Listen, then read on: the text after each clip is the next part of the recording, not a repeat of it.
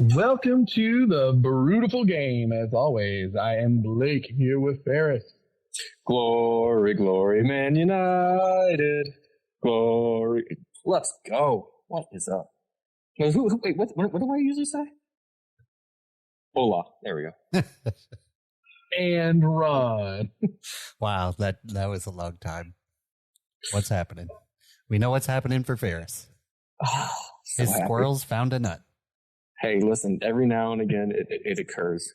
If that's the only win of the season, we'll probably go down to the championship to go away to Preston North Enders or something. But as long as we beat Liverpool 2 times out of the year, there's only two wins I need. That's all you care about. Oh, my goodness. Well, I should have known that was coming. You threw it all off. Wait, we did say Ron too, right? Yes, we did. All good. Okay, good. Now I'm like, my whole opening rhythm is gone. Sorry. No, don't you even worry about it. We got plenty to talk about because it was a fine football weekend, guys. It was glorious. One might even say, so far, an undefeated kind of weekend. Just how I feel about it.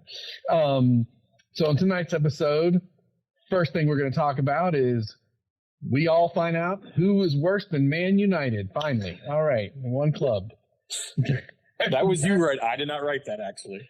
Oh, no, I think you wrote that in here. I did not write that.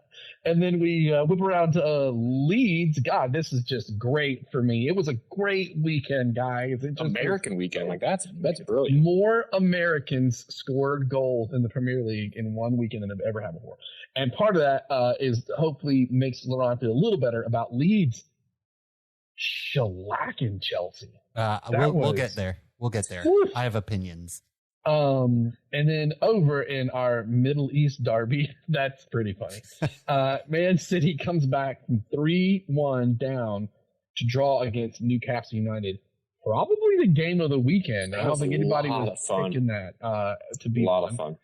And then over in London, the first ever top flight London derby between Fulham and Brentford played out to an exciting 3-2 win for Fulham. What a great match. That was fun. Yeah. Another really, really good match. Then, of course, we're going to have Ron share some eloquent stories of beer in order to fill our minds with thoughts of breweries, brewing, and beers before we finally end our week up with the La Liga's roundup. But first, the name is Beautiful Games. That means we got to talk about what beers we're bringing to the show. Woohoo, woohoo. All right, gents. What order do you want to do this since we're all remote now? I'll go first. I don't care. All right.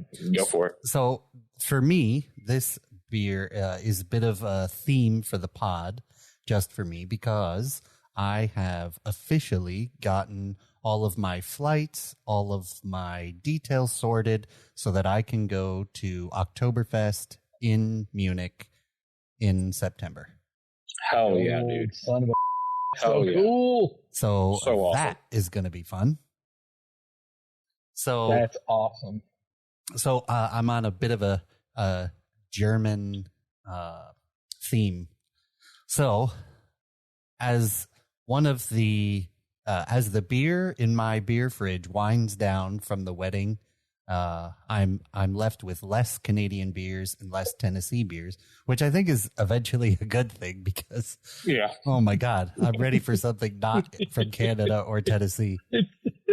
Well, wait till my beer shows up. Yep. Well, you live there. So I'm going with the beer that Blake brought, the Schulzbrau Brewing Company, which we've talked about and had on the pod before, but I'm going with their Hefeweizen. Oh, the Schulzbrau Hefeweizen is delicious. And that was the brewery that we had on a few weeks back where Blake was in town and brought the scarves. Yeah. So I'm going to don the scarf and drink the beer. Congratulations. You're going to love that one. It's 4.6 on the old ABV. And I'm excited because this is supposed to be kind of a bit of a spicy Hefeweizen with some coriander and some bananas. Interesting. If you know, off of Ron's comment, I'll go next if you don't mind, Ferris, just because I'm also from the wedding trying to wrap up the last of my Canadian beers. So I have from Great Lakes Brewing, meanwhile, down in Moxie, New England IPA. Not too far from the hustle and bustle of a relatively cosmopolitan Yakima, Washington, rests the town of Moxie, home to a post office, a laundromat, and one heck of a terrific teriyaki restaurant. Also, and with significantly more reference to the overly wordly write-up you're reading, Moxie is the hometown of the El Dorado hop, which we feature in this here IPA. Nice. And did we lose Ron? Did he have to go pee already? God almighty, I'm not there for one pod and you already have to go pee? Are you kidding me? Like we do one remote where you and I are both not there and Ron's alone. And I look up in the camera from reading the beer art and Ron is just gone. Okay, hey, while he's gone, can we talk about how bad Chelsea were this weekend? Wasn't it great? It was one of the most great things I've ever seen to see Chelsea lose that bad. Oh, hey, Ron, you're back. Hey, awesome. Welcome back. There's the middle finger. Well, before Ferris does his beer, I'll just say, I was trying to get through this Canadian beer, but this down in Moxie, I just thought, Moxie's a good name. Takes Moxie to keep rolling on through 3 games, 9 points. And I thought it was appropriate to, since Arsenal's kicking off the season with Moxie, I'll have a Moxie beer. That's called crickets. Well, Blake, I walk out to the balcony over here, I can see mountains in your home state. If I go up to the top of where I work, to be honest, I probably can see the mountain you're at. Probably. But I'm up in Beach Mountain in North Carolina, visiting a friend of the pod, Phil. And the other night we went over to Boone, where Appalachian State is. Oh, great town. Oh, great yeah. town. Super fun. Super, super fun. And we went to a brewery over there called Lost Providence. And I am having a Tyrannosaurus Mex, a Mexican-style lager with lime and sea salt. That is a great name. Oh, did you say lime and sea salt? Yes. That sounds awesome. I was ecstatic when I got it there, and I got it with a pizza that was called the Bubba. Hell yeah, it was. But let me tell you what's on the Bubba. It was a bit better than the beer. I kid you not. It's a wood-fired pizza with pimento cheese, fresh mozzarella, Heritage Farms bacon, house pickled jalapenos, roasted red peppers, and pickled yellow onion. Wow. It was one of the best pizzas I've had in a extremely long time. It was fantastic. Wow. That sounds very good. And the Mexican beer paired perfectly with it. And when I left, I just happened to look over and I saw a cooler and I was like, do they have the 4-pack in there? They have a 4-pack in there. Got a 4-pack, and that's what I'm having on the pod. But Lost Providence Brewing, obviously out of Boone. How it all started in the late 80s as some very good kind of story goes. Kind of started off in the Chapel Hill area, and then they kind of moved over to the Boone area, and it kind of goes into just a home brewing turned into this, and what the kind of brewery is, and that town now is absolutely just awesome. I won't read the entire thing, but great beer, awesome food, good vibe, just awesome place. A 2-story place, live like band playing. It's just it was fun. You can head over to lostprovidence.com to read all about them, and they have all of their beer up there.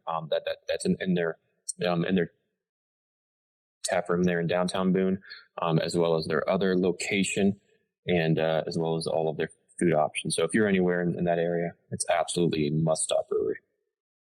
Yeah, there's a lot of good breweries in that area. That is a good place to hit up. Just a fun town too, right off the Blue Ridge Parkway. All the scenic. There's so many places there to just pull off, have a beer, chill out, look at the mountains. Exactly. And just before this pod, we actually, Phil and I, because we opened up the big storm in Orlando there, we cracked ourselves a 10-year ale that it was whiskey, vanilla. Oh man, it just aged in our barrels down there. Man, we just sat up there and looked over at the Blue Ridge Parkway, this overlook, and just absolutely. Nothing like stunning. cracking a beer and staring at the Blue Ridge, man. Oh, awesome. It was great. All right, gents, shall we crack these beers open? We shall.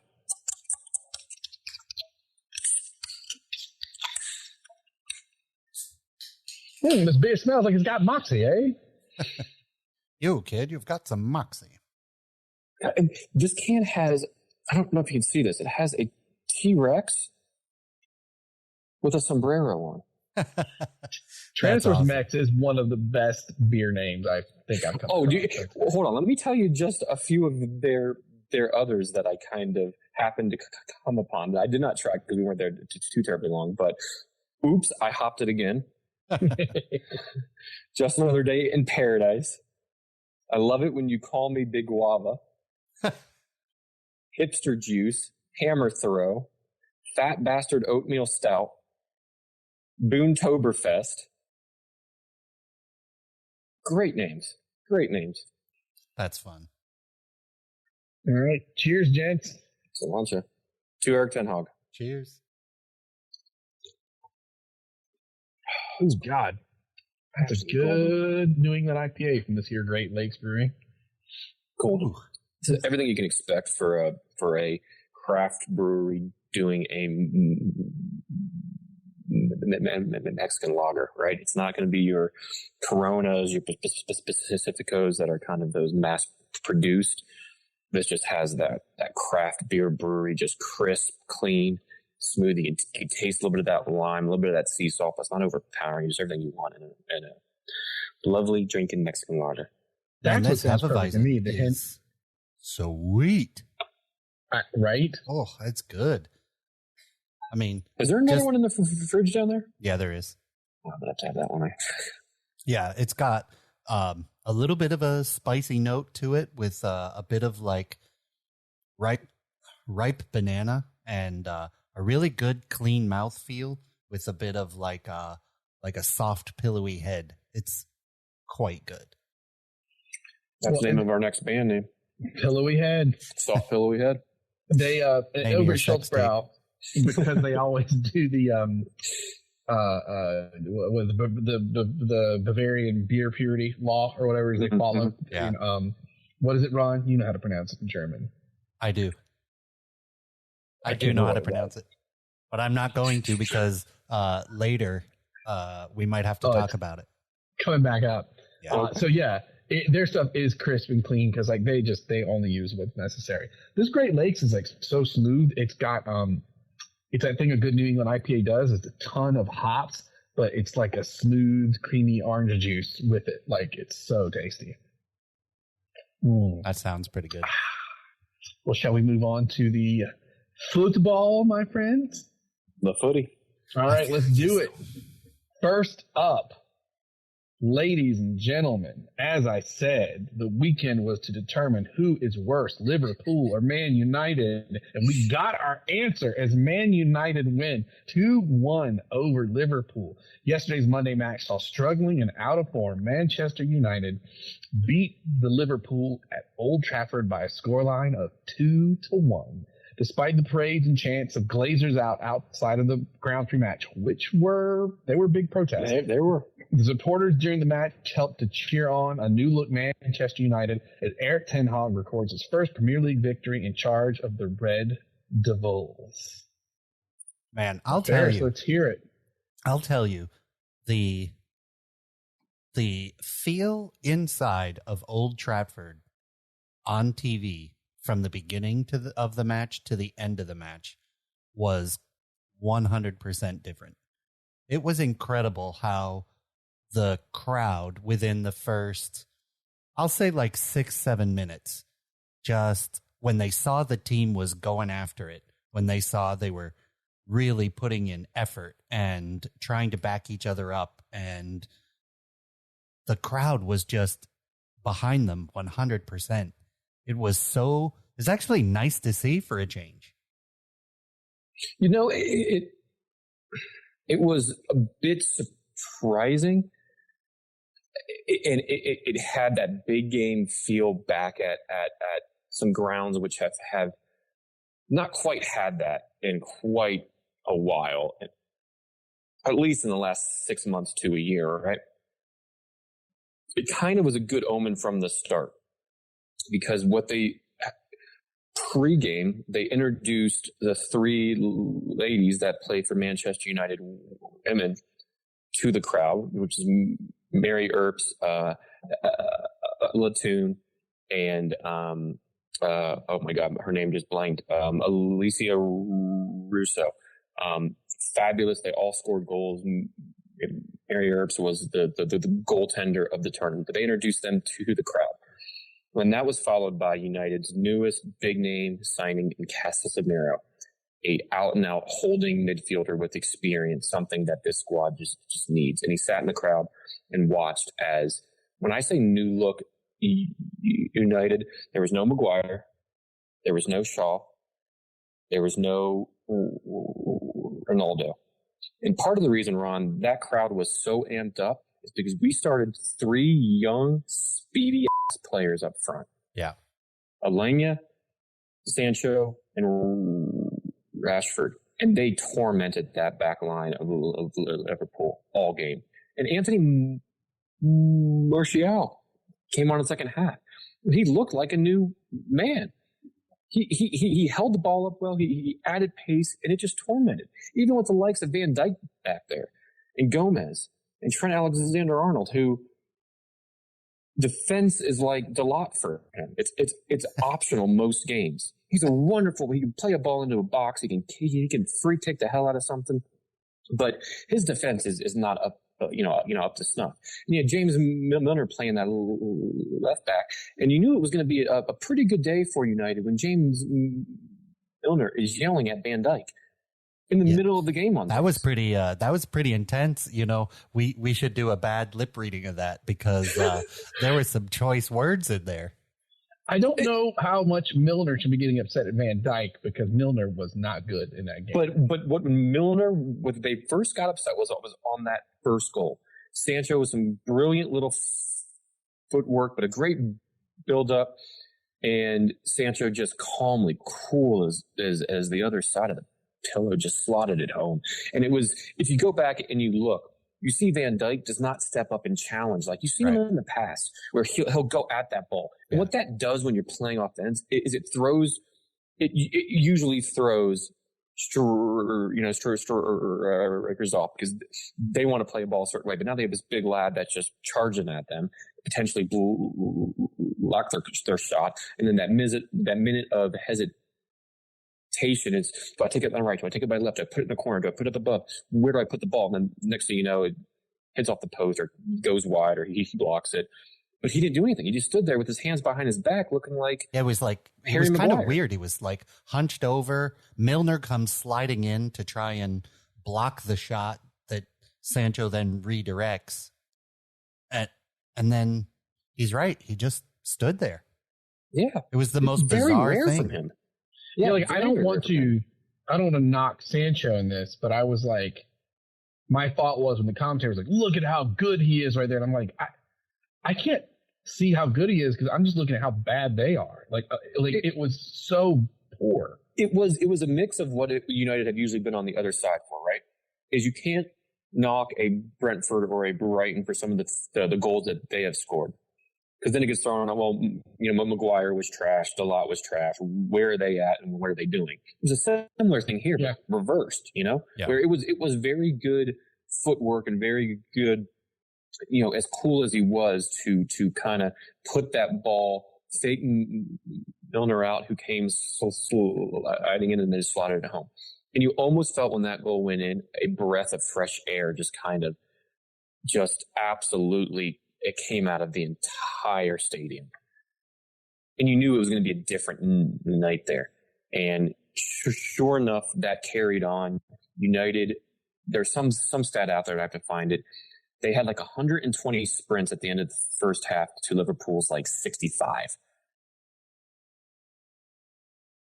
Do you think Eric Ten Hag canceling that training or canceling that day off last Sunday and making them run that 8 point some kilometers that Brentford outran them. You think that had any effect on that team?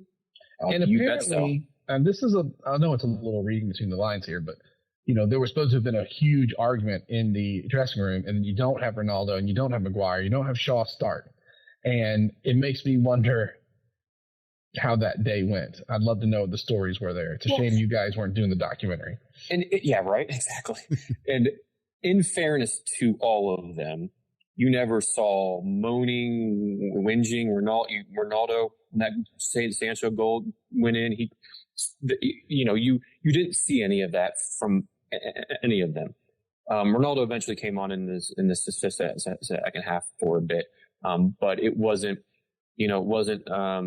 disgusted faces sitting there with the arms crossed, looking like And who knows if Liverpool scored the first goal, that very easily could have happened. That's how fragile this team is.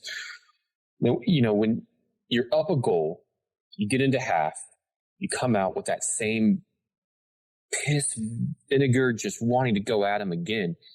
That's what they did. And then they were rewarded with a second goal. And Marcus Rashford, who has been so out of form ever since the Euros last summer, needed that goal so bad. Stretford in and against your biggest rivals to slot that home, absolutely wonderful. And you knew it was going to be a little bit different of a night. Of course, Salah gets his goal against United. He scored 10 times against us. But United were able to see that out. And that, who knows, will we come out and lose to Southampton? I think we have Southampton on Saturday. Very possible, but this is a small building block back out of the dungeons of the hell that we buried ourselves in. Hey, Southampton's not one you should probably throw out there, because to be honest, they're making other people look dumb. Mm-hmm. So that's not necessarily a gimme. What's interesting is that they looked like the Man United that you knew, though, that collective of individuals could be. Right? Yes. You look at it with the immense talent that they have on their roster, and for so long they're just underperforming, and it's getting worse and worse and worse and worse and worse. They show up, and that's kind of what I expected, that kind of fast break. I mean, they were good on a couple of counters that didn't work out for them, but still they were throwing numbers forward. Even Bruno Fernandes was hauling ass through the midfield. Everywhere. He was everywhere, right? Yeah. And that's not something we're accustomed to seeing lately. So I'm really curious what the fire was that was lit to go from, a 4-0 drubbing to this. I think the 4-0 is that's the fire. That's starting the fire. That's if you walk off that pitch as a United player and you're not pissed and you're not angry at yourself, first off, as well as the rest of the team, something's wrong with you, because that performance was absolutely unacceptable. And everybody knew it. I don't think Ten Hag saying, "Hey boys, you don't have a day off tomorrow," is what we're doing. I would be very surprised if any of them disagreed strongly with that, because I think all of them deep down inside, and the professional athletes that they are, know that's not good enough. We have to put in work. And were they great against Liverpool? No. Who knows where that'll go, but they worked, right?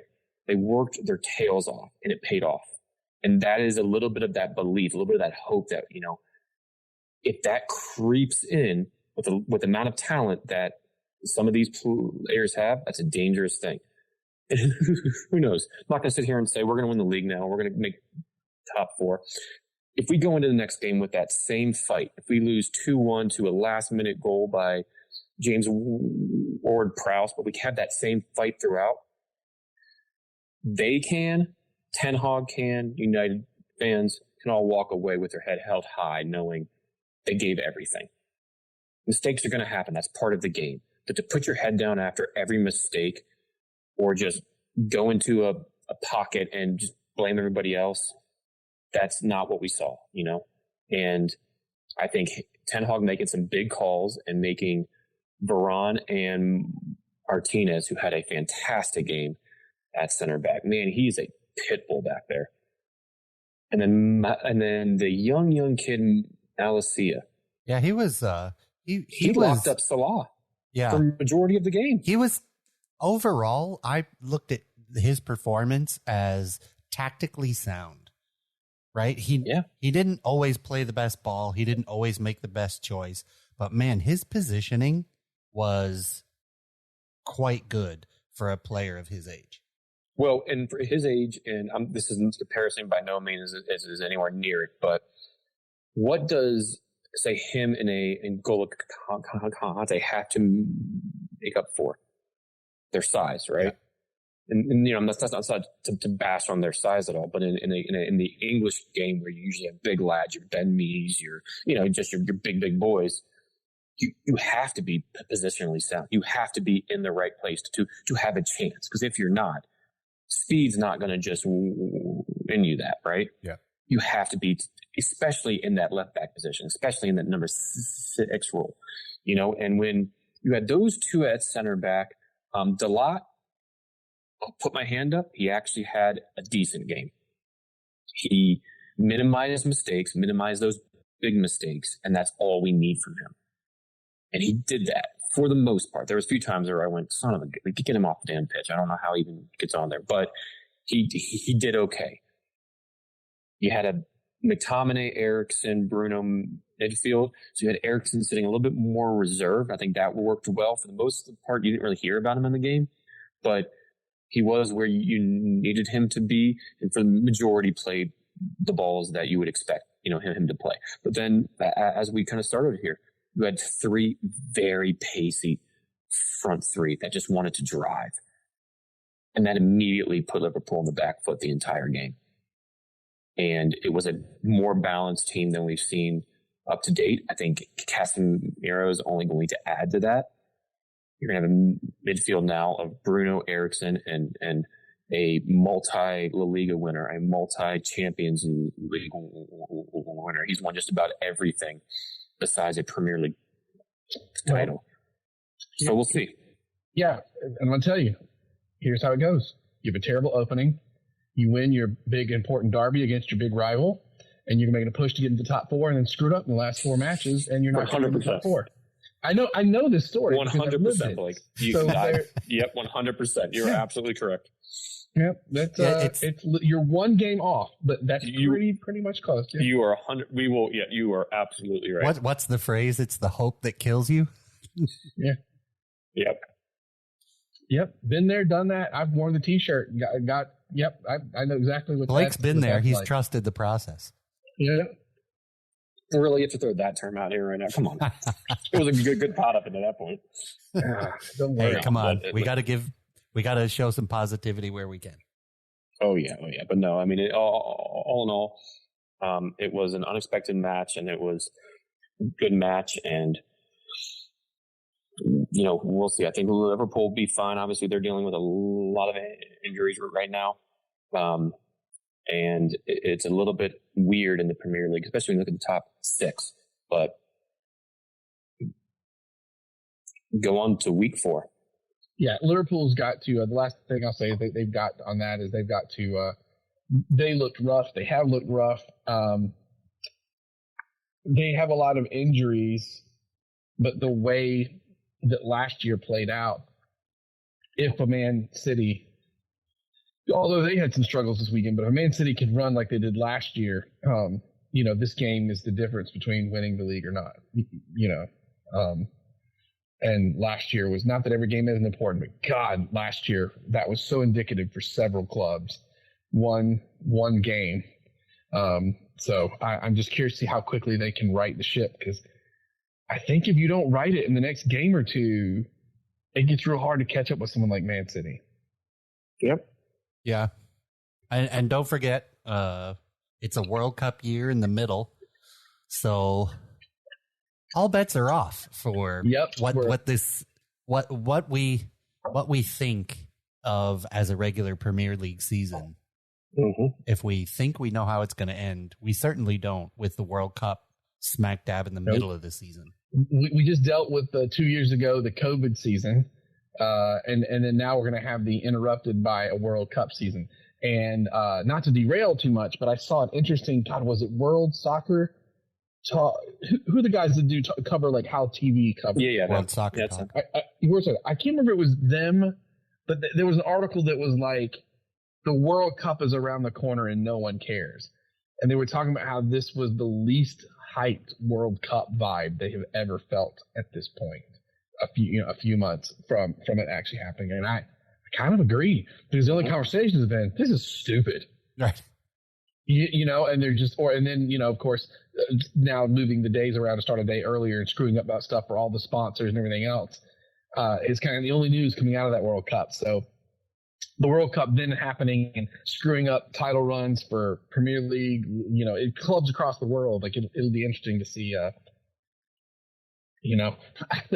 how this plays out for the actual World Cup itself, let alone how it futzes with other leagues. And need not forget the transfer window is still open for another week.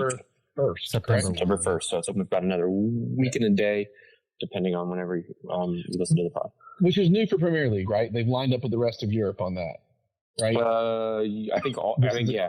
I don't know if they lined up with the rest of Europe or the rest of Europe lined up with them. I can't remember, but yeah, it's all. I think they're the ones that moved around. So it's a little different this year. And it sounds like Chelsea will be scrambling till the end with all the transfer news going on there. What a great segue.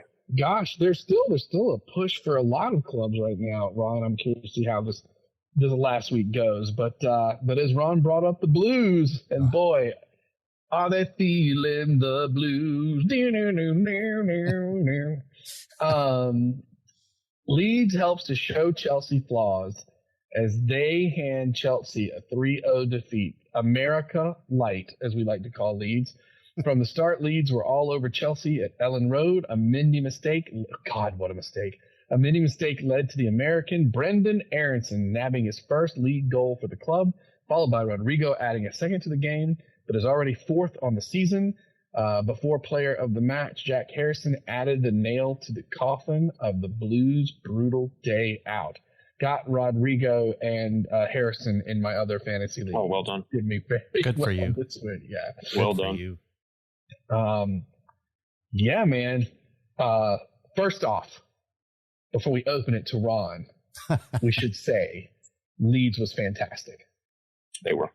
They were like only 3 games in, but are they going to be something special? I'm not suggesting a title run like Leicester, but like, are they really going to punch above weight? Do they have the ability to do that for a sustained a successful season for them is this style of play, a couple of these wins, and not being anywhere near the relegation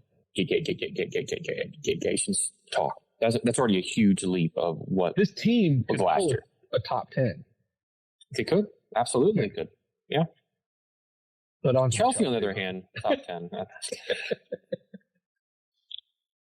This was a match filled with internal struggle for me. God, that sounds like a title of Ron's book. Yes. The coffee table edition book.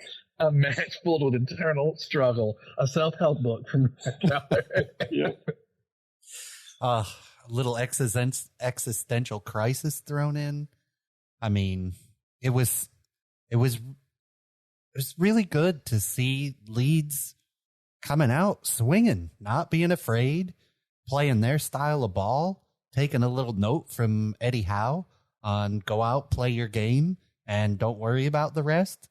Leeds did that for the entire time.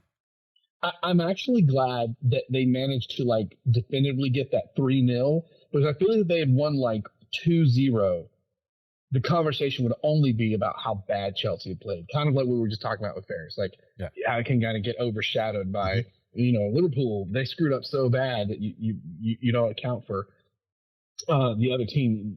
But Leeds did do a really great job, but Chelsea was weirdly I don't even know what to call it. Like it's like everyone had a bad day at the same time. So I think there's a couple of things. One, I think Tuchel underestimated the style of play that Leeds were going to come out at. Leeds played a 90-minute pressing match and did not stop the entire time. Most of the time, when someone's trying to play that, they only play that for about the first half because they don't want their entire team to be gassed in the second half and then essentially get scored on because all your legs are tired. But Leeds pressed so hard on Chelsea. Chelsea couldn't get into a rhythm, even though they essentially dominated in all the stats. They couldn't get into a rhythm. They couldn't get into the game. They couldn't settle. We don't have a striker that anyone is afraid of.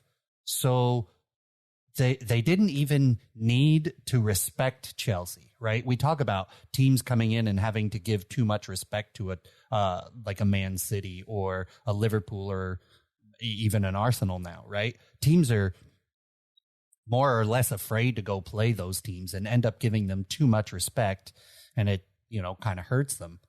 Leeds didn't give Chelsea any respect. They just plowed over them, and they beat Chelsea at Chelsea's pressing game from 3 years ago, right? Chelsea were a massive pressing team, 3 to 4 years ago, and we couldn't pass out of the back. We got hurried. Mendy's rookie mistake because he thought he was going to be able to out footwork Aronson and totally underestimated that. So, you know what it was? Conte put that Italian curse on Tuchel, baby.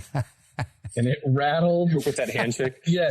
Conte's grandma, like put a curse straight up on that whole club.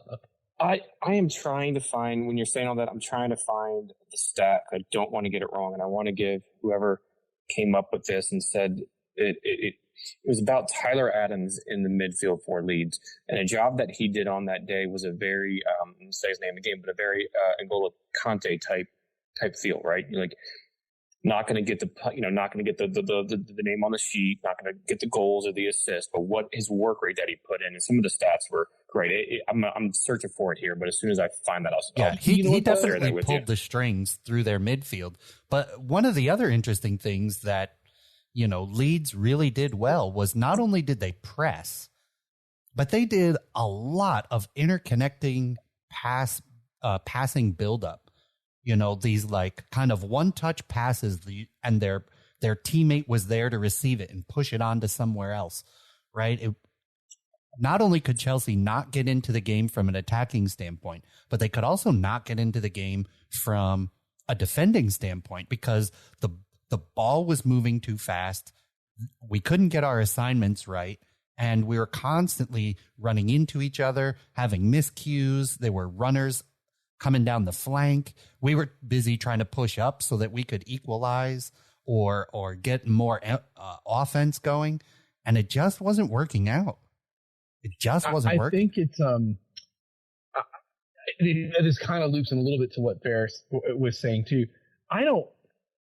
Will Chelsea play every game of this the rest of the season? No. Will Leeds play every match like this the rest of the season? No. But I do think it was one of those rare connections where one club was having one of its best games of its season, while another club just could not get anything done right, and they met together at the same time. And it just, I don't imagine you'll see a consistently bad performance or that great a performance in Leeds the whole time. But man, they were on fire for when it counts, because the thing is, if Leeds can't keep this momentum going, they're not playing Chelsea's every week.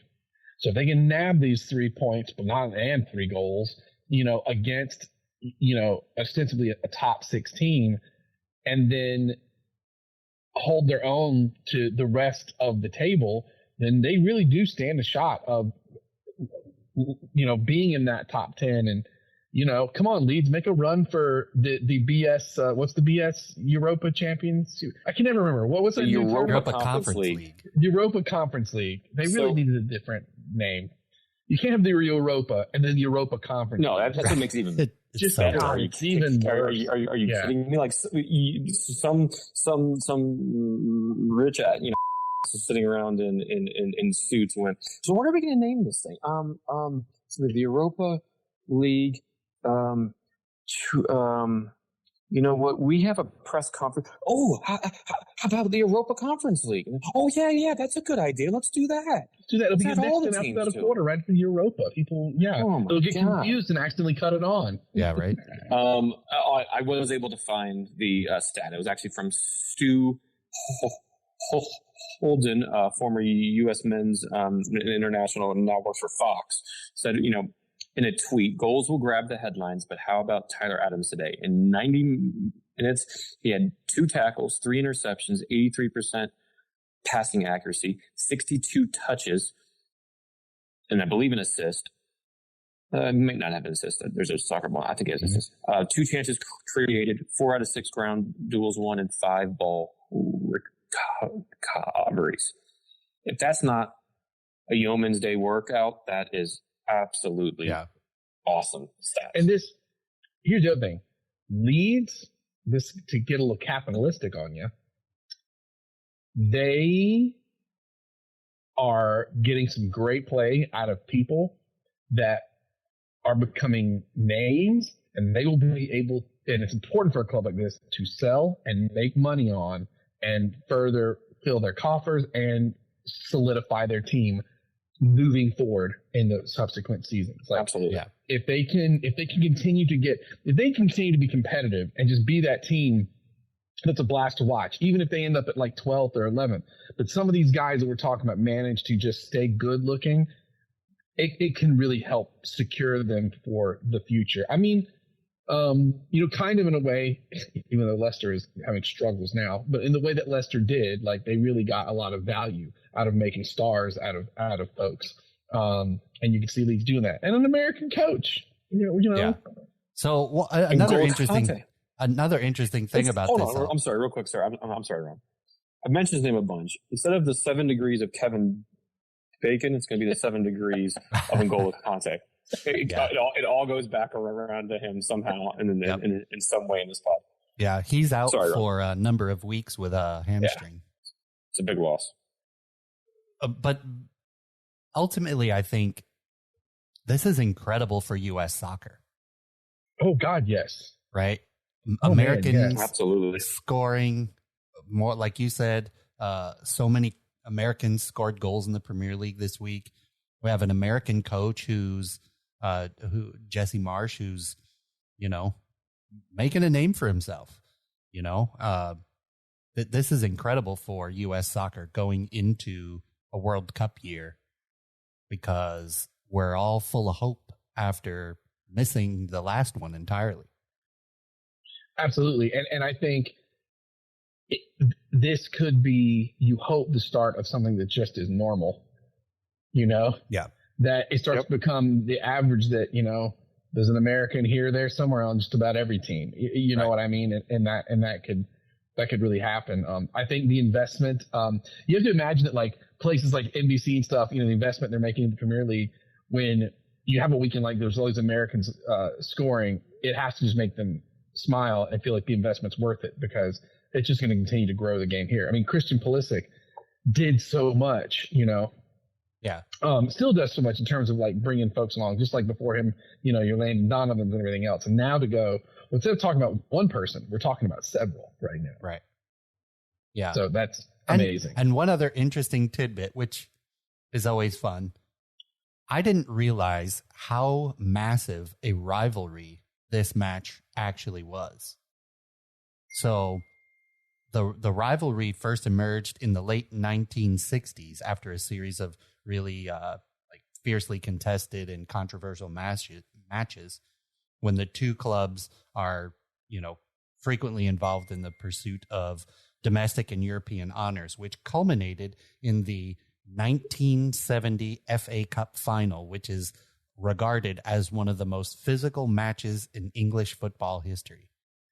They've been a rivalry since the 1960s, and it's clearly still going strong. Yeah, I love it. That's what makes the game so awesome. Yeah. Yes, indeed. I love as we're plowing through this, Ron sends a text. We're going 44 minutes. We're in our 2 headlines. And I don't know why Ferris didn't think that Chelsea and Man United probably just were going to be the whole episode. I know. I literally, I thought that. I was like, oh, I should have just done just the 2. Well, we'll push on to our other 2 big topics from the from Premier League this weekend. I don't think they will draw as much conversation from us. But whenever I say that, I've usually proven wrong. So next up, unless Ron, is that it for you on Leeds and Chelsea? Just one thing. I mentioned earlier that we're going to have a busy end of the transfer window. Chelsea have two lines out for strikers that I hope we land one I hope we land one more than the other. But it's going to be an interesting last week coming up for many teams, but hopefully Chelsea gets a striker that people will give a little respect to. And another defender. You're also in the market for Fofana from Leicester. Yeah, we have quite a number. What's that? Who are the forwards that they're after? Well, one is an Arsenal player from Barca, Aubameyang. Yeah. Which, have fun with that. Have fun with that in your locker room. Take it. Go ahead. I hope you guys sign him. God, I hope you sign him. I actually think it'd be a good signing for Chelsea. I'm on the other end of that. And then the other is AC Milan's Rafael Leao, who is quite a strong striker. So, and you're also in for what's his name from Everton, young kid, Gordon. Yeah. Well, I mean, the list I'm looking at is like 15 people. I know. Right? But, I think they're going to send Emerson out to West Ham, which I think that's fine. See ya. Bye. Yeah. But we need a striker who's going to consistently put the ball in the back of the net and tie up a defense. Because right now, putting the ball in from the wings and having no one there to put it in is... It's just the best hearing Ron talk about Chelsea and we just get these couple of players. God, it just feels so good. I mean, you guys haven't had a number 9 in a long time. What comes around goes around. Hey man, look, dude, Werner's freaking scoring now. Oh wait, right. Yeah. Well, you knew that was going to happen as soon as he was gone. As soon as he was gone, I was like, he's going to light it up in the Bundesliga. Yeah. And the funny thing is, Chelsea have not had a striker that people were 15 years afraid of since Acosta. Not Acosta, Costa. Yeah. Right. Well, they were just afraid of him because he cheated. He's an evil villain that would just punch you. He did everything but bite people. Wait, who was that? That was Suarez, right? Suarez, yes. Choppers. Yeah. Okay. Yeah. Okay. Now I'll move on. Yeah, I'm done now. So next up, our Middle East derby. Love it. Our Manchester City comes from 3-1 down to draw against Newcastle United. Rich-owned football clubs know how to have fun. As the late Sunday tea time match treated us to just a bit of everything, which included 6 goals, a wonderful free kick, a star striker scoring again, come from behind play, a whole host of yellow cards. They were like confetti. Yep. And even a little VAR, including a red card, right? While oil prices will remain high, battling against an entire country's financial means may be catching up. That ended up being one heck of a game.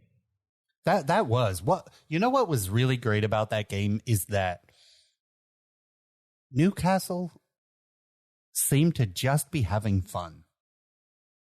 You can tell in their build up, in the play, they were definitely respectful of Manchester City, but they came out to play and just have fun. The way Saint Maxim just he just drove at that Man City back line over Saint Maxim, over. Also, in my other Premier League fantasy group, has basically been winning me every week. Like I got him from the beginning of the season. Yeah, he has been on fire. He was a lot of people's player of the match in this one. He just absolutely was electric. I agree, Ron. If there's one thing we know about Eddie Howe, he don't care who you are. If he's got a way he wants his team to play, that's just how they're going to play. And that's exactly what Newcastle did. And I guess you go against Man City, you got nothing to lose, but gain glory, really. Because if they had lost, no one would have faulted them for it. And heck, I mean, I think most people watch this draw, and it's not like, wow, Man City came back. It's like, I can't believe they had to. It's still more negative on Man City, I think, than it is, and more positive on Newcastle at this point. I know they haven't gone bonkers with money for the signings. No, they are taking a very measured approach to making that team better, as opposed to the teams like Man City, Chelsea, where they just threw money to buy United, right? Where here they're taking a much more sustainable approach, in my opinion. And I think that you've seen at this point, whether he's at United 10 years from now, I think Eddie Howe's in the Premier League for good now. He's absolutely fantastic. solidified him as one of the top in the league, and how he kind of sets his sides up, and how he's gotten people like Joelinton to play the way that he has. How he's gotten just a very measured midfield with Bruno in there and Almiron. It's building something. And I think one of the more interesting points out of this, especially this weekend as a whole, is the proverbial giants of the Premier League both have flaws. They're beatable. They can be taken to town a bit, and they can be pushed. And if that adds a little bit of parity to the league, that's only going to make it more exciting for everybody to watch. And it's not just going to be your top two that are so far ahead, and now everybody else is playing for third, fourth, fifth, and sixth. I don't think any team is going to be flirting with trying to get 100 points for the year. No, I don't. I think it's going to be far more parity in that respect. But you are right, Ron. The measured approach to their building is is impressive, because I think we all know they've got the money. They didn't have to do that. Yeah, I think what they're trying to do, and just out of things I read in the press, and I think they're really trying to make Newcastle a fixture in the Premier League by taking a measured, very strategic, purposeful approach, so that they are sure to constantly stay up and return Newcastle to kind of that the glory of the name, right? Those Alan Shearer type days where they were battling for those top spots. I agree, and they are a club that England and the rest of the soccer world wants to be competitive, wants to be good, because it's only going to make the league and the game even more just absolutely enjoyable. Yeah. So in 5 years, are we just going to get 5 Champions League slots at the Premier League at some point? Maybe. Who knows? Could be. But definitely was not one I was curious about the match. Didn't expect this out of it. It was a great match. Speaking of great matches, the other surprise match that was fantastic was the, as you said, over in London, the first ever top flight London derby between Fulham and Brentford. Play out to an exciting 3-2 win for Fulham. What a match. As this one on what a match this one was on Sunday morning. It all kicked off in the first minute from Fulham's Bobby de Cordova-Reid gave the Lily Whites the early lead. That's a wonderful sentence. And with a few other goals tossed in to make it 2-2 in the 71st, it was Fulham star striker Alexander Mitrovic who brought the match full circle in the 90th with a wonderful skilled header worthy of a match-winning third goal. What an exciting game. This was a blast. Brentford, we enjoyed them last year. Good Lord, have they come out swinging again. And Fulham has been promoted, but kind of floundered. And this time it looks like... In the past, yeah. Yeah, in the past. And this go around, it looks like Fulham's, they're here. They're not going to... They scored that first goal in the second minute, third minute. It was a really quick goal, and that kind of just set the derby that it has been a derby. It absolutely has, and they played several times before, but never in the top flight. It's always been in the second division, the third division, or lower league, and this was absolutely a proper London derby that had everything in it. And what an absolutely fun match! And it's the one that we had on here, and it was very, very enjoyable to watch that game and to have their star, who scored a bag ton of goals last year, to have that wonderful, just skilled header to rise above and put that away in a stand where it is an absolute electric feel anytime you see the cottage and when it's just a full day out. It's what a match. It was a lot of fun to watch. Yeah. I really like it when there are moments in the game where it just becomes an end-to-end like punch out, like they race down one, put the ball off the crossbar, and then the other team picks it up and counters all the way across, but it's saved by the keeper. And like that end-to-end play sometimes is just Absolutely. So fun to watch. Yeah, if you're trying to get someone into enjoying soccer, this is an excellent one to replay for them.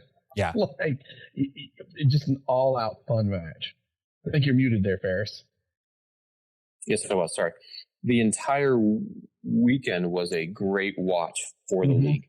Yeah. And a great advert for them by far. My goodness, I hope the momentum can stay for a fun season the rest of the round, because it's been a blast thus far. Our fifth headline, what did you write there? Do. What is that, Ferris? I did not write that. What is dude? You just got do. Oh, I get it. It reads like this. Do. Da da da da da da da da. Saliba! That's right. I'm gonna move up article number 5. I need to start doing this content to where you guys can't edit it. Because I'm sitting here going, oh my God, was I that out of it today? I wrote do. Oh my God. That chant was the Saliba chant. After it is the most Arsenal, annoying chant. After Arsenal, after last week, he scores an own goal, but the crowd supports him. Over in playing at Bournemouth, Arsenal's fine form and a Martin Odegaard double comfortably earned them all 3 points in the South Coast against Bournemouth as the Gunners end the weekend top of the table. But I had to put this in because you left out that third goal from William Saliba. And I don't know if you guys caught that replay. That goal was fantastic. You saw this goal, right? Yeah. It was a good goal. It was a great goal. He will never hit that again in his life. But let's just buy the numbers, gentlemen. It was hold on. Buy the numbers. God. William Saliba, 100% pass accuracy, 100% shot accuracy, 100% long ball accuracy, 83 touches, 75 passes completed, 5 times possessions won, 2 clearances, 2 tackles, 2 interceptions, 2 duels won, 1 shot, 1 goal. Boom. Well, he actually scored on the correct goal this time, so that's 21. What is he, 20, 21? He's so young. You know what? He must have trusted the process. He did, baby. No, he got put out on loan the last 2 years. The trust the process was stupid. They should bring Saliba back in. Well, it looks like he should. His first goal from the club was on his own net. Bud. And then he comes right back and does this. You wish Harry Maguire had as much talent as his left foot. You just wish. Oh, my God. There it is. Thank you for writing in that fifth headline, Ferris. I appreciate that. So, moving past into those other results, besides Arsenal, who are top of the table with 9 points. Week 3. We haven't done that since we were the Invincibles, by the way. 2004 was the last time that they won the first 3 matches outright. And you're not going Invincible this time. You guys have played Bournemouth, Leicester, and Palace. Palace was the best of that bunch. We could draw every match from here on out. You just That's fair. That would technically be the Invincibles would come in 7th. That'd be amazing. So over in the other part of North London, Harry Kane's lone goal in the 64th minute, just enough to grab all 3 points from the Wolves. Wolves a little robbed. It felt like in this one, it felt like they could have had it. Like there maybe were a couple of moments that maybe they're just inconsistent. They're going to be teeter-totter all year long, and they'll end somewhere in that 11th through 13th range. Yeah, and to be honest, Tottenham. This had a after about 10 minutes. This had draw written all over it. 0-0 draw. Yeah, written all it looked like that. Yeah, it did. I felt like Tottenham. The more headline out of this is why weren't they more just ready to roll over the Wolves, and they weren't. It was very odd. It's because Conte used all that curse magic on Chelsea. Well, they lost. He won. Yeah. So you know what? This weekend. I mean, you're not. The curse was no match shall you win shall ever be pretty, but you'll win them as every time Chelsea loses. Crystal Palace, they roar back from going down 1-0 early on to earn their first win of the season with a 3-1 win over Aston Villa. I hate it for our buddy that is the villain fan, but Matt calls him in for a rough year. Matt's gonna be for a rough year. It's they could be back out again. It's tough. They have not looked up to pace at all. It's gonna be curious to see. No, it has been a brutal situation, and I'm not so sure that this season is going to be extremely long for the villains. Then we've got nothing like a keeper assist to earn you a draw. Everton will take it as they score late to make it 1-1 against Nottingham Forest. That pass from the keeper for their goal was Jordan Pickford put that on a dime, didn't he? Ooh. Man. Get Jordan Pickford in a real club, guys. Well, you know what pissed me off even more? I didn't get fantasy points for that assist because goalies can't earn assists. Which that's dumb. Why not? I agree. You should get double points for that. Yeah. It's like when a defender scores. If a goalie manages to get an assist, that's a great yes. You should be able to get some extra points for that. Nottingham Forest, but hey, you know what though? Nottingham gets a draw. You know, they're interesting to see how they're going to go throughout this season or not. Mm-hmm. So far, it looks like there's teams that are worse. I'm not saying Nottingham will do very well, but you could maybe see them squeak in that 16th, 15th slot. Hey, they're in 10th right now. They're not doing everything bad. No, not at all. Not at all. Although, speaking of bad, Leicester's poor start to the season continues as they once again give up a lead at home, but this time suffered a 2-1 loss to Southampton to give them their first win of the new campaign. Southampton, speaking of a squirrel that can't find a nut, beats Leicester. What is happening? I've just dropped Vardy from my other fantasy league. I was so excited to have drafted him. He's shell himself right now. Oh my God. Like, Leicester's a shell of itself. It's a mess, man. Can I just say that he seemed really whiny this match? Like, anytime someone ran into him or pushed him or was any way physical with him, he had this, like, complainy, throw your hands up, kind of whiny disposition in this match, which is kind of un-Vardy-like. Normally, he's like the tough guy, you know, but he's going to persevere despite you. Crisps on the beers and playing. I'll give him this, though. He did like a conversation. Someone asked him, like, you know, the effect of, like, would you be interested in going somewhere else? You know, things are not going well at Leicester right now. And he was like, no one believed in me and they gave me a shot. No, I'll never go anywhere else. Yeah, I don't think he's going anywhere anytime soon. It's just they need to find. I mean, this match just it reeked of just not good. I mean, when Wesley Fofana has not played in the game because of thinking he's going to go on a move to Chelsea and he wants to leave, and the manager has to address that at the beginning of the game as to why. It's just a mess right now. And not only that, they also didn't start Tielemans, who is rumored to be heading to Arsenal. Yeah, it's just a mess right now. So how are you losing players like that and you didn't pick up? Because they don't have funds. They came out and essentially said that the ownership's just not making funds available, and they just don't have any. So they would have to sell these players in order to buy anybody, and they have not done that. So they probably want these players gone, and why they're going to ask so much that they can put that back in the team and get 3 or 2 for the cost of 1. Yeah, we'll see if that actually happens before September 1st because it's really late now, and but who knows? It's a brutal They got to act situation. fast because if they don't, they're stuck until winter. Exactly. They're not stuck. Yep. They're going to be in another league. I agree. They're going to be in trouble.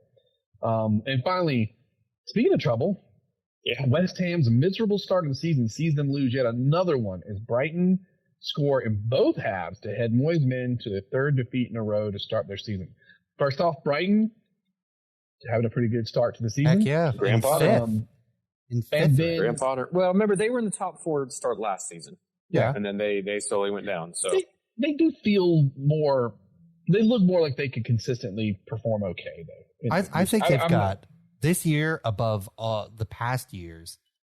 I feel like they have better depth in their roster that can help them stay a little more afloat. I feel like they have an identity. You know what I mean? Like, yeah, the thing they do lack is a prolific goal scorer. Yeah, agreed. That'll be what kind of holds them back a bit. Hey, they ain't stopping Chelsea. I mean, sure it is. Kind of is. Lost 3-0 to Leeds. It has been. But West Ham, they're in trouble. In 20th right now. Dude, they were so good. They were very competitive last year. That's a struggle bus. I don't think anybody thought they were going to be where they are currently 3 games in after the season they had last year. No. All right, mister, I'm going to go to real Oktoberfest. It's your beer news. Time for your beer news. Intro. That was Mister, quite wow. Getting jealous over here. Is that a passive-aggressive introduction? Yeah. I want some Wiener Schnitzel and some fresh Polliner straight from the tap up there. And, oh, man, that's going to be awesome. I can't wait for you to call in when we record. Oh, I'm so excited. So we will be recording a pod probably on Monday, September 19th. And I will have been at Oktoberfest that entire day. Oh, dear Lord. Oh, my God. I mean, like, it's one of two things. Like, you may not be hammered, but we'll be talking to one sausage-stuffed, dehydrated Ron Keller.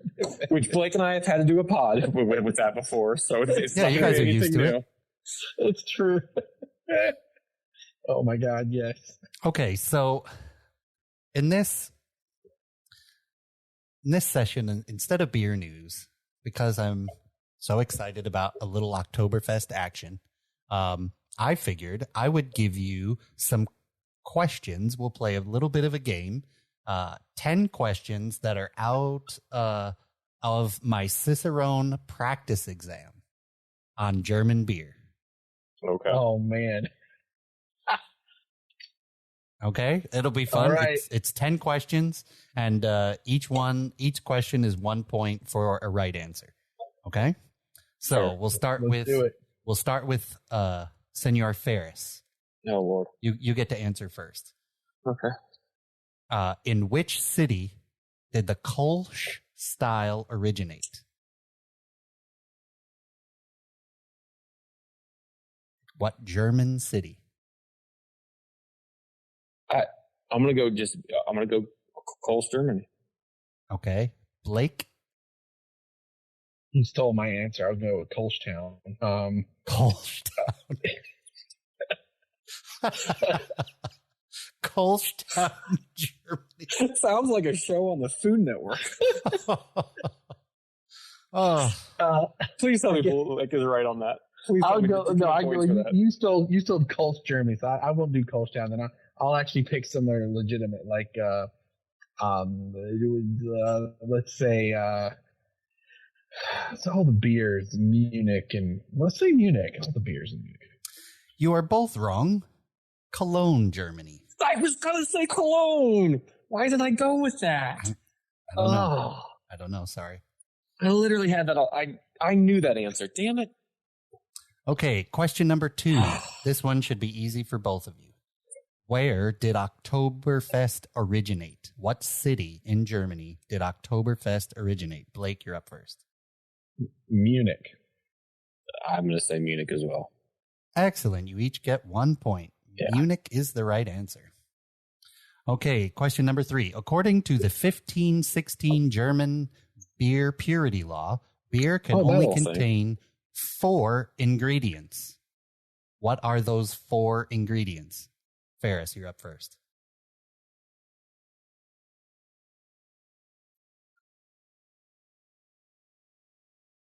Water, malt,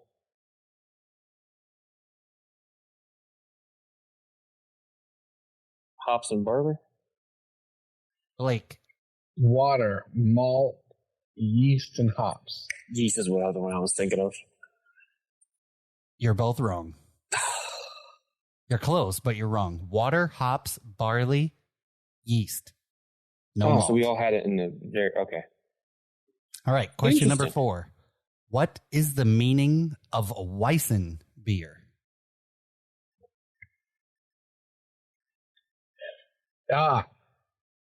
Wheat beer. Ferris? I think Blake is correct, but for the sake of making the game, I'll go light beer. Ferris, you are wrong. Sorry. I figured. A Weissen beer is a wheat beer. So Hefeweizen. Hefeweizen's a half wheat. Yeah.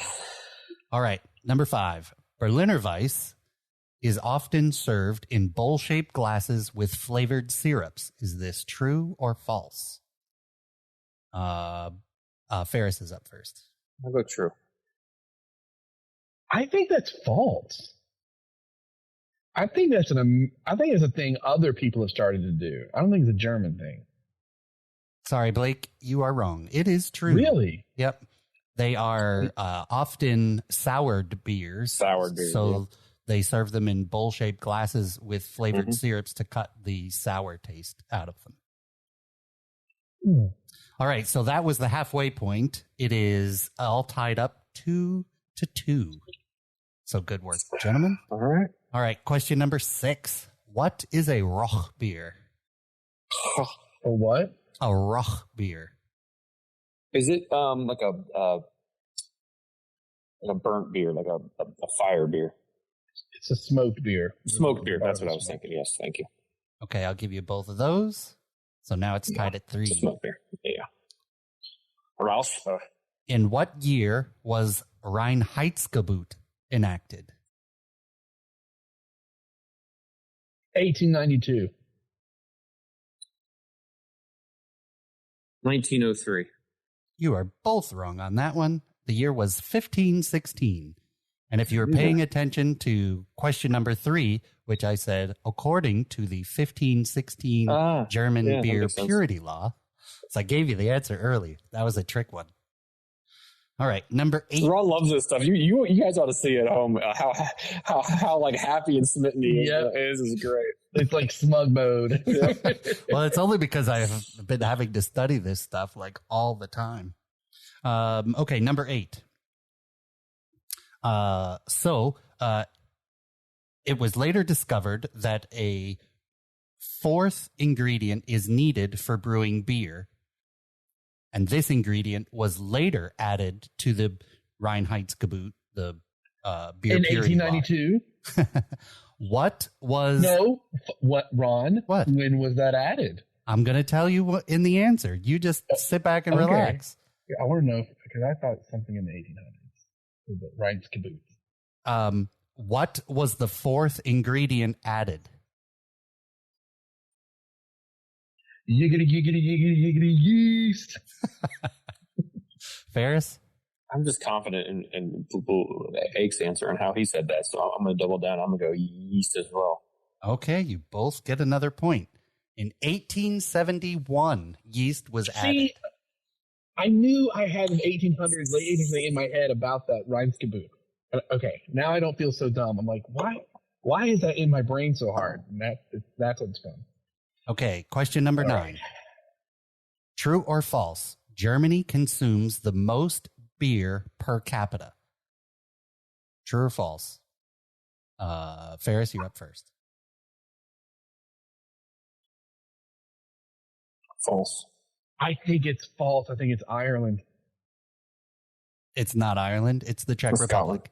Oh, Czech Republic. Czech Republic. Yep. Oh, yeah, pills. They can do this all damn day long. That's great. Yeah. Okay. So it is, let's see, 1, 2. Now, if you combined whiskey with beer, would Ireland win out? Yeah, right. Okay, so it's all tied at 5. And there's a tiebreaker on this question. Which is the oldest brewery in the world that has been continuously operating? Weihenstephaner. Ferris?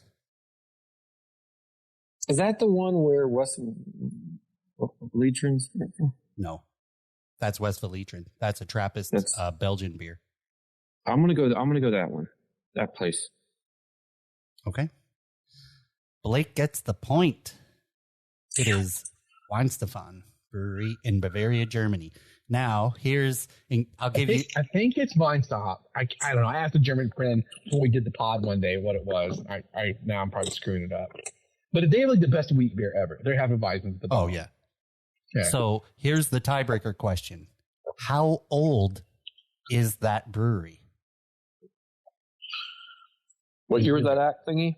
18. FYI, Blake wins. I'm just asking the tiebreaker question anyway. I don't know. So 1473. Well, you're saying how old by years? Yeah. You're at. How many years old is that continuously operating brewery? 527. 495. Gentlemen, the brewery started in the year 1040. It is 982 years old. Isn't that crazy? God, I thought it was 500 years. I did not realize it was that old. That's bonkers. Had I got Cologne right, I would have been in the game. Blake wins. What's killing me Blake is wins. I brought that beer. German quiz game. You need a better name than that. Come on. Well, Ein Prostit. You'll get over Ein Prostit. You knows it? Oh, geez. How's that? And you guys do know who we're starting Ligas off with, right? I do. Germany. I'm really bad about the Westenhofen, but I remember how old that was because I brought that beer on. Yeah. And I wrote a bunch of stuff for it on the blog at one point. It's cheating. It's been a long time. I got it wrong. I said 500 years. It's almost 900 cheating. years. All right, take us to Germany. Let's burn through these La Ligas there, Ferris. Well, because I'm in North Carolina, it's on like a pot of neck bone over in Germany this weekend. Congratulations. As the defending champs, Bayern Munich put 7 past VfL Bochum while giving up none to the bottom of the table club. Now, over in Dortmund, Borussia Dortmund absolutely squandered a 2-goal lead after 77 minutes of play to lose 3-2 to Werder Bremen, who scored goals in the 89th, the 93rd, and the 95th minutes to stun the faithful crowd at Signal Iduna Park. Absolute wild. Like, that's one of the craziest stadiums to play in, and going towards the wall, scoring 3 in a row in that short of time. Unbelievable. Other matches across the country saw the other Borussia team, Borussia Mönchengladbach, win 1-0 over Hertha Berlin. Mainz beat Augsburg 2-1. Hoffenheim shut out Bayer Leverkusen 3-0. Freiburg held on to a 1-0 win over Stuttgart. And Union Berlin got a huge win over RB Leipzig. And Jordan Pifak, another U.S. men's international, it's like Jordan Chibachu or something to that extent, with a goal in that one. So a very good day out for the American there. And after 3 weeks, Bayern Munich, of course, lead the table, followed in order by Borussia Mönchengladbach, Union Berlin, and Mainz. Germany's heating up. Kind of. I mean, when Bayern Munich put 7 past the team, like, come on, it's not fair. Yeah, and everybody was worried that Lewandowski was leaving. Yeah, right. Now, Ferris, you threw in the on like a pot of neck bone because you're in North Carolina. You went to the Charlotte or the Orlando match. Did you get some Bojangle fries in that glorious Charlotte Stadium? Right, I did. Yeah, buddy. Yes. Yeah. We had a double stack or whatever the hell they call that thing and some fries, and we sat there and I watched Tesho put that ball right into the back of the net. Man, After watching Phil talked so much about him the entire game, and he stopped it on one side of the field and came down and netted the game winner to silence that Charlotte crowd. After Watching he missed Orlando- and his first shot was parried. It was saved. Right. Parried, and then he put it back. Saved. Yeah, it was saved. Yeah. to be able to watch Orlando score and win while eating a Bojo's biscuit and fries was amazing. Awesome. Damn it. That's great. That's awesome. Absolutely wonderful. And a beer from Wicked Weed, which we actually have in the stadium down in Orlando. But it's on like a pot of neck bone in the country of pasta and the Pope, as Napoli and Inter Milan both recorded big victories, while Roma beat Cremonese and Sassuolo beat Lecce both by the score of 1-0. All other matches, including defending champs AC Milan against Atalanta and Juve against Sampdoria, were draws. After only 2 weeks of play, it's still a little bit early to see how the Serie A is lining up. But the real question on everybody's mind in Italy will be, will Jose Mourinho add any more tattoos to his glorious, fit body by the end of the season? Yes. He is. I hope he does. That was major headlines. Just so you know, my 4-year-old daughter freaked out. I went to a brewery in Johnson, Tennessee, and took my parents, my dad and I and her went on a walk while my wife and my mom were like shopping. In this downtown area, we went by this giant tattoo shop, and she started screaming, "I want to get a tattoo." I mean, like mad and angry. I was like, "Dude, you can't. These aren't like your sticker tat. These are with needles, and they hurt, and they're big." And she goes, "So I want one. I want a yes." I was like, "What do you want?" I thought she was going to say a fox or Pikachu. No, she goes, "I want a big snake." My dad was That's awesome. dying. That's awesome. Big snake. Well, do you know who's a little bit of a snake? I don't really. I was in there. I mean, what's that? But it is thing? on. I was at like Barcelona are a little bit of snakes, if we're going to be honest with how they financially got around some rules that they just make up crap. Anyways, we'll get there. It's definitely on like a potted neck bone in Catalonia, though. Like if that saying's not said in Catalanese or however, whatever, then that must be a brilliant saying over there. Isn't it Spanish? I think it's like a hybrid Spanish, isn't it? I thought it was like a Catalan. Yeah, I gotta look it up now. It's something, yeah. But anyway, a new Barca boy, Robert Lewandowski, bagged himself a brace on the weekend against Real Sociedad. Barca went on to win 4-1, but they still are unable to sign their big center back, summer signing Jules Koundé, for a second match in a row. Now, I mean, I'm sure they will activate another financial lever from some offshore made-up company that will maybe get them in the next game. In the sofa. We're going to activate a third lever that is for our ping pong consortium and they still got Bitcoin or something they still have 50% of their TV rights they can sell. Evidently, I mean, but why? Let me ask, why have you held on to these TV rights? Like, what's the point? Like, I don't know. It seems very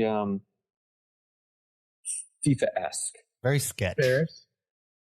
Yeah. Catalan is a distinct language from Spanish, one of the 4 official languages. Hey, yeah. Thank you. Bonus point, Ferris. Their rivals, Real Madrid, however, had no problem registering players as their new CDM. I'm going to butcher this name. Koundé? Cuchameni? Kumani? I'm going to have to hear it and then I can say it. But anyways, young lad. Yeah. He sold for like 88 million pounds or something like that. Started in the center of the pitch for the European champions. Well, a longtime player, as we've already mentioned, center defensive midfielder Casemiro was announced as a Manchester United player on that same day. Real just kind of reload. They're going to miss him by far for what that Modric, Kroos, and Casemiro midfield triangle was there. But to bring in some young talent, we are going to see how that lad does along with Vicinius Jr. and all the kind of young talent that they have. The results from around the league saw Real Betis, Osasuna, Athletic Club, Girona, and Villarreal was the big one as they won against Atletico Madrid and picked up a big, big win there. So all of those were good wins. It's still really early. It's only 2 weeks in, so we'll see how La Liga plays out. And finally, gents, it is definitely on like a pot and neck bone, and that's probably what's for dinner from the Uber Eats. When you are in France while watching Ligue 1. PSG, of course, feasted as their front three went wild in a 7-1 victory against Lille, including Kylian Mbappe scoring within 7 seconds to set a new record for the fastest the fastest goal to be gobbled up in the back of the net by Ligue 1. Mbappe eventually made it a 3-course meal in terms of a hat tricks, while Messi nabbed one and roly-poly Neymar not only scored twice, but assisted 3. Now, why that kid? I've never heard that before. I just made that up, but he does roll a lot, so it sounded good to me. That's great. But we of course laughed. So far in 3 matches, Neymar already has 5 goals and 6 assists on the year. So PSG and Neymar and that front three are just absolutely tearing apart, and that whole penalty issue that we thought they had last week is kind of old news now. Beyond contrary belief, there are other clubs who eat from time to time in the Uber Eats League. Brest, Ashir, Clermont Foot, Rennes, Lens, Marseille, and Lyon all had wonderful 3-course, 3-point outings in match week 3. And as you would expect, it's PSG who sit atop of the table on a maximum of 9 points with a plus 14 goal difference already. Would they be there if Pochettino was still there? Probably. Was firing him after he won the league? I guess it's working. It's still such a well. What the only test that we're going to know about that is once they start to play in European contests, and if they actually get to a Champions League final and win that, they don't at least get to that final. Their expectation is to win that. If they don't get to that final, then that's failed for whoever comes in there with that front three. Not for nothing. I think it's hard for them to win the final because their league just is not as competitive as the others. Yeah. That's the problem. I mean, their defense isn't as stout, and it's the same as the Spanish league, right? Except Real Madrid, because for whatever reason, in the day they can take you to task. Well, and Carlo Ancelotti, as your head coach, he has more to do with that than certainly helps. And some guy that should win the Ballon d'Or this year, and Karim Benzema had himself a fantastic year. So, but that is your La Liga's roundup. Man, oh man! First time Messi's not on the Ballon d'Or list, right? Yeah. Speaking of Ballon d'Or, very true. It's all right. He didn't deserve it. No, nor should he. Well, that wraps us up for this episode. Our beers of the Podware. I had a Great Lakes Brewing Moxie New England Pale Ale. And you gents had, what was it again? I had a Tyrannosaurus Mexican style lager with lime and sea salt, proudly brewed in Boone, North Carolina from Lost Providence Brewing. And I had a Scholzbrau German style Hefeweizen, which was quite good. So over at the Shelter Out Brewery in Knoxville, where that came from, Ferris, you should just come up the weekend of actual Octoberfest. Then we can do this in solidarity with Ron, because on the 17th for Octoberfest, they are going to open at 4:30 in the morning and tap the keg at 5 a.m. at the same time the first keg gets tapped in Germany to line up. Wow. Yeah, that's cool. That's cool.